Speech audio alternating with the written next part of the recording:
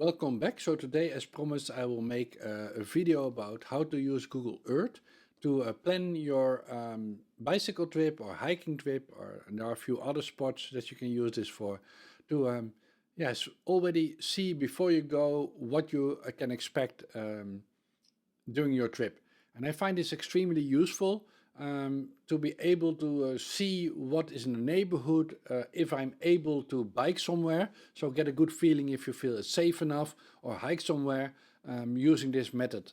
And I also find it very interesting to see what else is in the neighborhood, so that you can decide if you're biking somewhere, hey, I need to stop here because I know after these few hills or after this bunch of trees, there's an interesting location.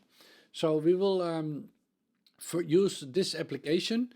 Again, you can use multiple applications. The reason I'm using this is because my bicycle, which is using the Bosch motor system, so it's an e-bike from Bosch, and Bosch automatically can save your GPS data to the cloud and then import them in Komoot automatically. So every time that I go out for a bike ride, automatically in this website, komoot.com, my ride will pop up.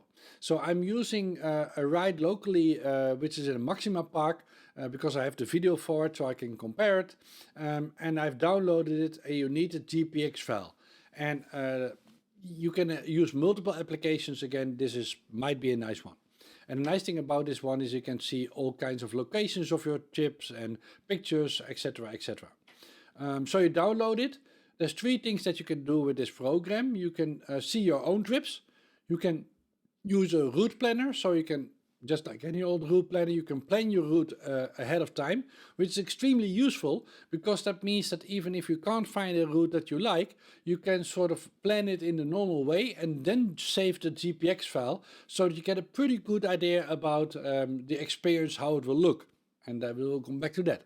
And the third thing you can do is you go to inspiration, it's now in Dutch, but you can search anywhere in the world and download trips that other people have done. And the nice thing about that, of course, is that this is real information. So it's based on GPS information, especially if you don't take one which is 8 years old, but let's say of this year or last year, then you're pretty sure that this path you are walking or this bicycle path you are using is really there because at some point this person has really used it.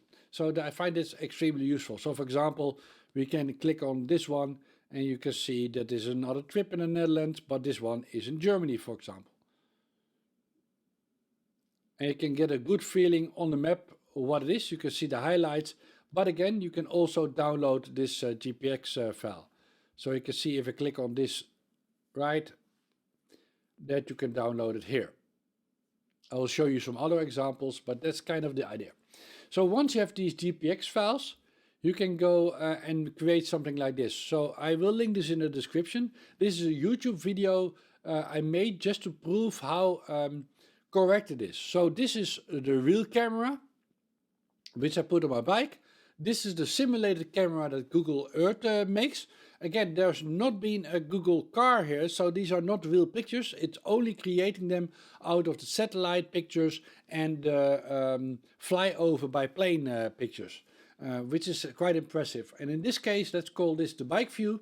I put the camera 10 meters behind me and I think about 85 degrees. On this one, we put the camera, let's call it helicopter view, about 100 meters behind me and I think on 60 degrees. And this is the top view, so I'll put it on near 0 and put it on a kilometer. So we get kind of a map view. And you see if I play, again, in the real life, I will show you later on, it's you can just navigate around and look around. But now just to show you how complete or how near perfect that this different view is. So you can see it's winter time now and this was done in summertime, but you can see how close the real camera is to the simulated camera. Of course it doesn't show you all the objects, but it's pretty precise. Now this one has 3D information, not all the places have it, I will show that also later, why it's still useful, but the two bottom views, so the helicopter view and the top down view, you can see what I was talking about if you pause this. that you can see, for example, there's a beach here, and I might not have seen it when I was biking, so I know if beforehand I can stop here, bike a little bit over this path and take some pictures at this beach.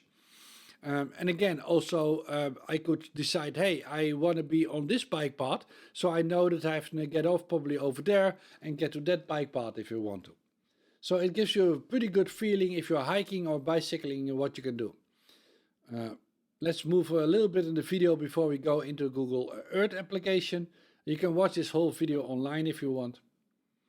So let's go I'm going back into the city. So you can already see in the top view we are now entering the city again from the park.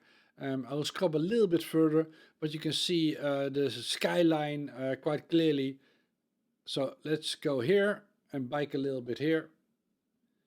So let it play. And you can again see how close the simulated picture is to the real picture. So it gives you a pretty good view, both in this view but also in the top-down views, especially in this one, what the neighborhood will be like. And I find this extremely useful, not just in the cities, but also in mountains or in the rural areas. Very useful. And also fun to watch at times.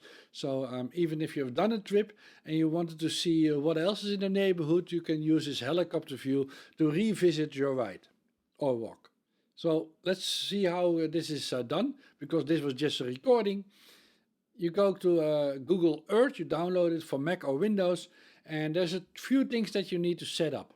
So you go to Preferences, and you can put some stuff here if you want to, if it's set on high quality and whatever you want to set it. But the most important tab is this one. And there's three areas. The first one is the bottom area. The only thing that you make sure is that this is on 1.0. So that means that you're running on real-time default. So every second that you were on the bike or walking is the same speed as the one that's going to be shown. You can speed it up while you are playing with the app, but I will put it on 1 in the default setting. Then the top one, I will just put on fly along lines. And these are the two I will put this one on fast. These are the two important values, because here you see that I was already talking about helicopter view, and I said it was about 65 degrees and about 100 meters. It does not come that precise, but you set this, hit apply and then OK. And now we are ready to load up this GPS data. So I already saved the view. So I'll take the Maxima Loop 1 GPX file and open it up. You can just hit OK here. And now it gets a tiny bit tricky. That's why I think the screen recording is handy. Because you see the top view, but you have to open up this location, temporary places, and you can see a track that I've recorded. And you can click on it, and now I'm not sure why this label pops up, but you can hit play over here. There's a button, and if you hit it, it will go all the way back to the track. It backtracks. And it will go to the 60 degrees we talked about and distance, and then starts playing. And you can see now that we can revisit or pre-visit, I guess, the route that we want to take. And again, you could have downloaded somebody else's file, planned it yourself using the route planner, or it's a trip that you have already done. And the nice thing about it, you see the top here, I can now navigate around. I can keep it clicked in, hold it down, and just sort of look around the city. And if you get lost, like I'm now in the sky, you can just let go, and in a few seconds it will go back to our helicopter view. You can also zoom in and zoom out. Of course you can pause it and then zoom in and zoom out when you're looking around and move around the different parts. And again, if you hit play, which is in the player downstairs, it will go back to the view that you were where you're at. You can also go a little bit faster, so let's go really fast. I was biking about 25 kilometers an hour, so we are now going probably about 30 or 40 or 50 kilometers an hour. But you can see this works quite nicely. And I can pause and play again, it will go slow again. But you can see you get a pretty good feeling of how it looks. And we can even go a little bit to the beach area we were. There it is. And you can see I can just sort of move around, and look at from different sides. I can rotate over here. These are just features from Google Earth, so yeah, you can check some manuals there. That was not the what I most important. So how do you get the different other views? Well, you can go back into the settings, and let's first do the top view. So you go to about 0 degrees, so that's all the way from the top. I usually put it a little bit behind me, so let's say 5 degrees or 6 degrees, and take the distance up to about a kilometer, and hit apply and OK. And now if I need to hit this one again over there, you'll see it will reframe the camera, and now it will show me the top view.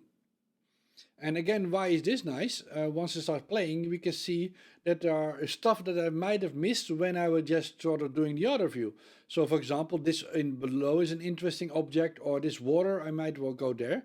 And if you scrub to it, you can see, of course, it moving all the way in the trip. And now, of course, it becomes clear there's more to see here. And in the video I put online, I was talking about this object, which is a water cleaning facility. So you see the water coming in and it gets cleaned here. That is quite an interesting objects to put on photography if you like photography. So I would not have seen it if it was just biking over here, because it's hidden behind the trees, right? So very useful if you're in mountain areas, etc., etc. So the third view, and the last one I'm going to show you from a point of view, is works sometimes best when there's 3D information. So Google Earth sometimes just has pictures, but sometimes they also have height information. And if they have height information, then you can do these 3D buildings. In general, I would say this is the only view that depends on it. The other two views I will show you can be used on any location in the world. So we go all the way down to 10 meters, and I will go into, put the camera almost flat. So very much behind me. So put it on about, let's say 85 degrees. Again, do apply, OK, and hit play. And now you will see that the camera is going to lean behind me about 10 meters. So I think that's a good simulation of a bike ride. And you can see we start now driving. It's kind of what you would see if you would be there, right? So again, I can scrub through this, play faster, slower, but I can go to any location again. Let me random pick one and see where we are at. Oh, this is an interesting part. So I can pause here and just look around. Of course, the buildings are not complete because it has to make up all this data, but you can see, you can pretty good view how it looks. And again, you can just sort of zoom out of this area and look around. Zoom in, zoom out. It works better in the top view than over here, because there's not much you can zoom in and zoom out. You can also go to street view. In this case, it's not really handy because there's never been a Google car here. And again, if I hit play, it will just continue playing. Sometimes, of course, it makes mistakes. I already talk about it in the other video. So in this case, it really has to guess how it looks here. This is a Japanese garden, and you can see I'm stopping here to pass some people, so it slows down, but it continues, and you can see what it thinks the Japanese garden might look like. So that's one example. Let me show you another example. So this is a real trip that I've done. Again, linked in the description, and it's basically this trip over here, right? So let me also load the two other ones just to show you how it works. I should be able to open it. I can't, so I will quit, don't save, because I probably have changed something, and start the application again.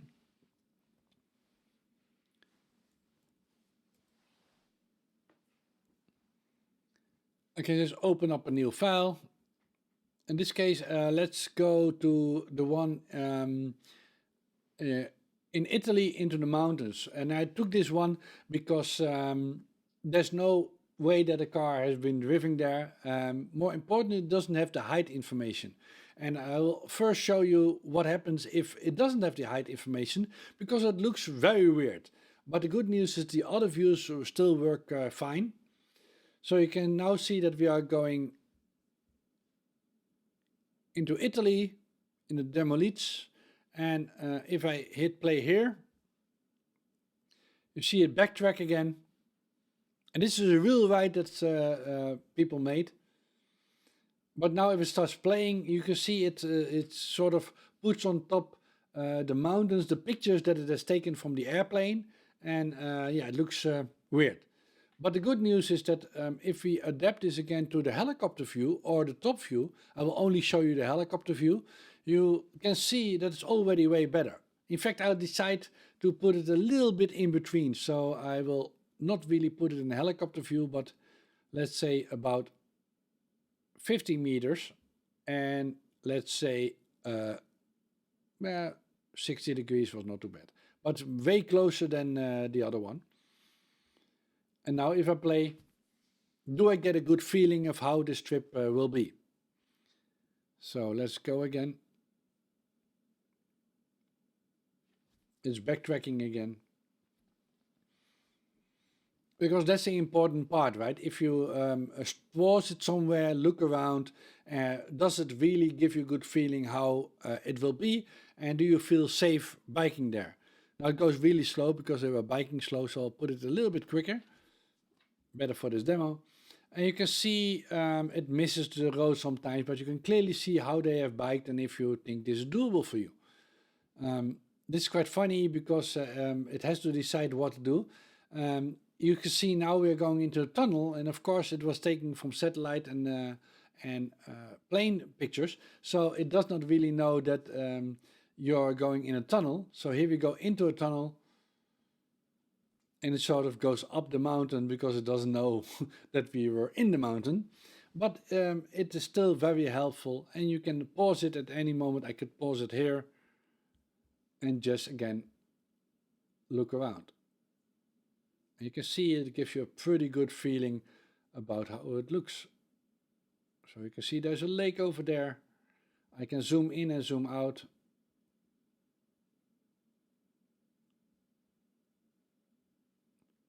And continue playing.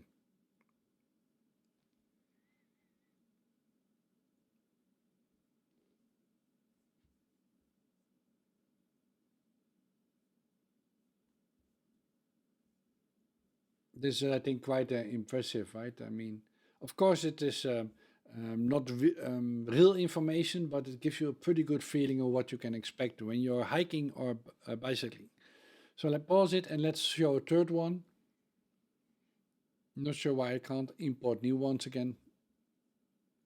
I did it 10 minutes ago and it was working fine, but oh well, I'll just start the application again.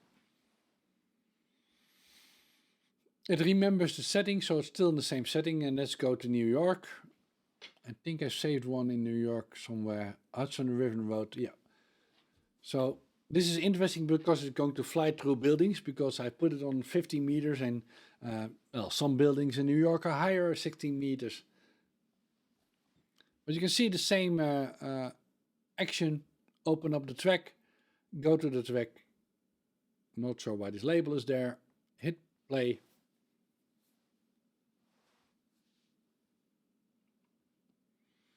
And you can see what it is planning for us, where to bike. Again, this was a real bike ride, so we know that it's correct because somebody has entered this GPS data for us.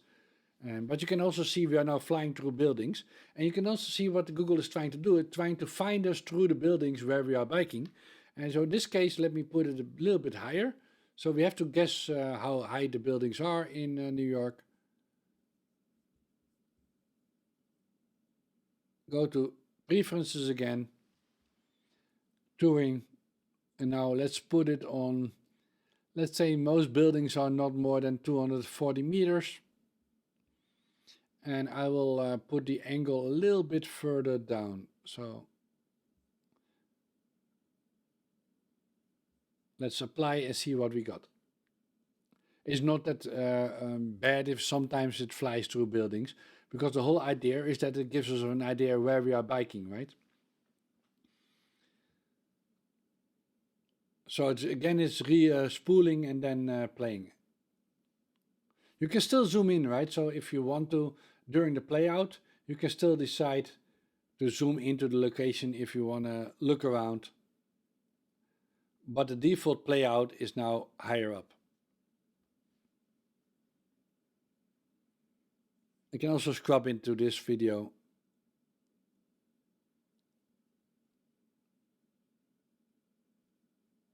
And play it.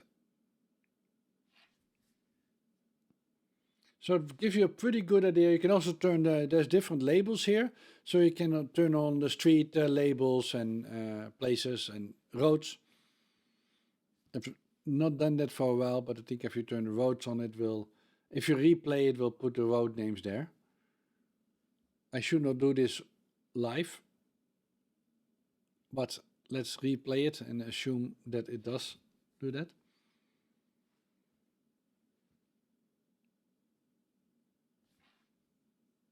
Maybe I should turn the labels on, but you can see you need to turn things on and off to get all the information that you want.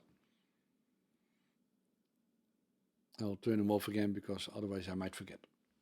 But you can see a very useful tool to plan your trips, your bike trips or your hiking trips around the world. So I don't go on trips anymore without checking this because it gives you a pretty good feeling of what you can expect and what it will look like. And if you have done your trip like I did in the video, you can also, after the fact, just if you made a video recording with your camera, you can add this top-down view as an overmap or this helicopter view to extend your experience. Again, this is a good example, right? Of course, it was called the Hudson River. So we are clearly going to part of New York, but you can see the river over here. So if you are biking, you might have missed how close you are. And if you pre-watch this before you go, you kind of know that, hey, this is the way to go up to one of the bridges. I'm not sure which bridge it is. Somebody explained to me that you can remember as a BMW, so the car brand. So it's a Brooklyn Bridge, then the Madison, then BMW, then the Williams Bridge, I guess. So 3 different bridges. I'm not from New York, so I don't know all the names. But you can see how useful this is. So thank you for watching, and hopefully this will be an interesting tool for you to use and to explore more before you get somewhere or after the fact. Thank you for watching, and we will go back next time into normal bicycle videos. I just want to show this because I think it's very useful for people, and it's not difficult to do, but if you don't know it, it's tricky to get it to work. So hope you enjoyed it, and leave a comment if you think this was useful. Bye bye, and see you in the next one.